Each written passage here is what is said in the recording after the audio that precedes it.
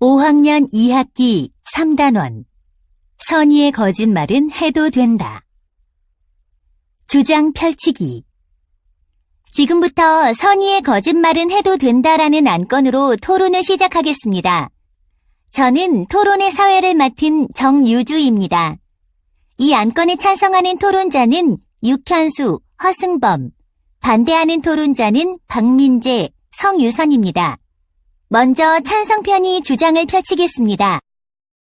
선의의 거짓말은 다른 사람에게 피해를 주지 않는 좋은 의도의 거짓말입니다. 저희 찬성편은 두 가지 이유에서 선의의 거짓말은 해도 된다는 안건에 찬성합니다.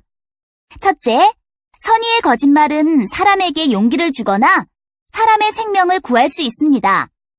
레미제라블이라는 이야기에서 장발장은 미리의 신부가 한 선의의 거짓말 때문에 착한 사람으로 거듭났고, 마지막 입세에서 죽어가던 존 씨는 베어만이라는 화가가 그린 나뭇잎 덕분에 삶에 대한 강한 의지를 가지게 되어 살아날 수 있었습니다. 둘째, 선의의 거짓말은 친구와의 관계를 좋게 유지하는 데 도움을 줍니다. 우리 학교 학생을 대상으로 설문조사를 한 결과 65%의 학생이 선의의 거짓말을 한 경험이 있다고 응답하였으며 그 이유로 상대와의 좋은 관계를 위해서라는 답변이 85%로 가장 높았습니다. 이어서 반대편이 주장을 펼치겠습니다. 찬성편의 주장은 문제가 있다고 생각합니다. 선의의 거짓말도 어디까지나 거짓말입니다. 저희는 다음과 같은 이유로 선의의 거짓말은 해도 된다는 안건에 반대합니다. 첫째, 선의의 거짓말은 선한 의도와는 달리 오히려 나쁜 결과를 가져올 수 있습니다. 5학년 학생들을 대상으로 설문조사를 한 결과 선의의 거짓말이라도 상대가 나를 속였다는 사실을 알았을 때 불쾌하였다고 응답한 사람이 75%나 되었습니다. 둘째, 거짓말하는 것이 습관이 될 수 있습니다. 이솝 우화의 양치기 소년도 심심풀이로 시작한 거짓말에 재미를 붙여서 멈출 수 없게 된 것입니다. 이제 1분간 협의 시간을 가지겠습니다. 토론자들은 상대편의 주장과 근거에 대한 반론을 준비하여 주십시오. 반론하기. 상대편이 펼친 주장을 듣고 잘못된 점이나 궁금한 점을 말하고 이에 답하는 시간입니다. 먼저 반대편이 반론과 질문을 하고 이에 대하여 찬성편이 답변하도록 하겠습니다. 시간은 2분입니다. 시작하여 주십시오. 찬성편은 선의의 거짓말이 다른 사람에게 용기를 주고 생명을 구할 수 있으며 관계를 좋게 해주기 때문에 해도 된다고 하셨습니다. 저희는 찬성편의 주장을 받아들일 수 없습니다. 찬성편에서 첫 번째 자료로 사용한 레미제라블과 마지막 입세는 꾸며낸 이야기이므로 적절한 예가 아니라고 생각합니다. 우리의 실제 삶과 이야기 속의 삶은 같을 수 없습니다. 선의의 거짓말이 사람들에게 희망과 용기를 준 실제 예를 말씀하여 주시기 바랍니다. 네, 저희가 제시한 자료가 실제 생활의 예가 아니라는 점은 인정합니다. 그러나 문학은 우리의 삶을 반영하기 때문에 실제와 크게 다르지 않다고 생각하여 말씀드린 것입니다. 그러면 여기 어린이 과학 잡지에 실린 기사를 보여드리겠습니다. 감기에 걸린 환자에게 설탕을 진짜 약처럼 보이게 만들어 이 약을 먹으면 좋아질 거예요 하며 먹게 하였더니 효과가 있었다고 합니다. 이러한 속임약 효과는 선의의 거짓말이 사람에게 희망을 준다는 예로 충분하다고 생각합니다. 이번에는 찬성편이 반론을 펴고 반대편에서 찬성편의 반론을 반박하여 주시기 바랍니다. 반대편은 선의의 거짓말이 나쁜 결과를 가져올 수도 있으며 거짓말하는 것이 습관이 될 수 있기 때문에 하면 안 된다고 주장하셨습니다. 저희는 반대편의 주장을 받아들일 수 없습니다.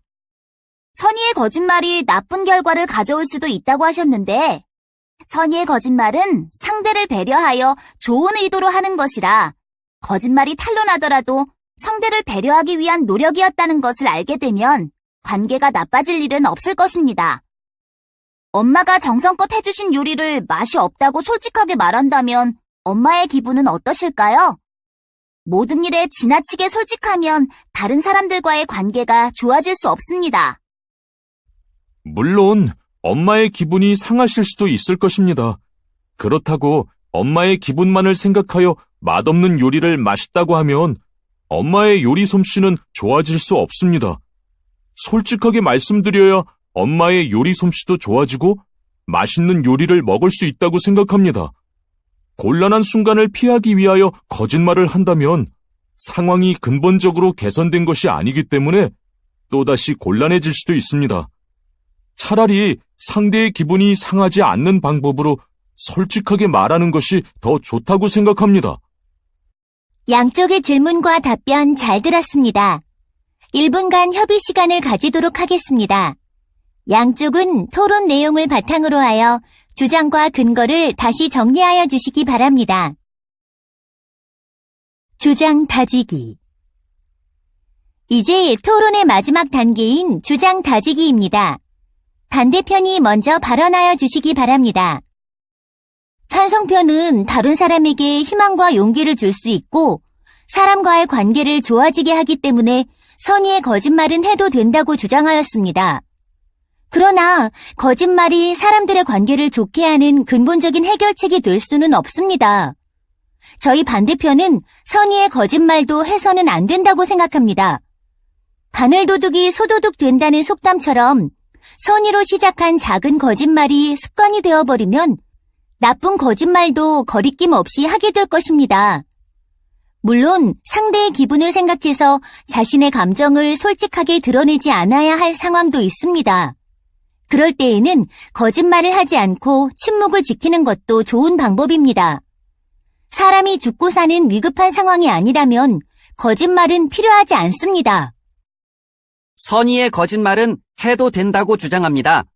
왜냐하면 선의의 거짓말은 사람을 긍정적으로 변화시키는 힘을 가졌기 때문입니다. 예를 들어 속임약 효과처럼 상대를 안심시켜 병을 낫게 하기도 하고 장발장처럼 죄를 저지른 사람을 착한 사람으로 변화시킬 수도 있습니다. 물론 반대편에서 제기한 사람들 사이에 신뢰가 떨어지는 문제가 생길 수도 있습니다.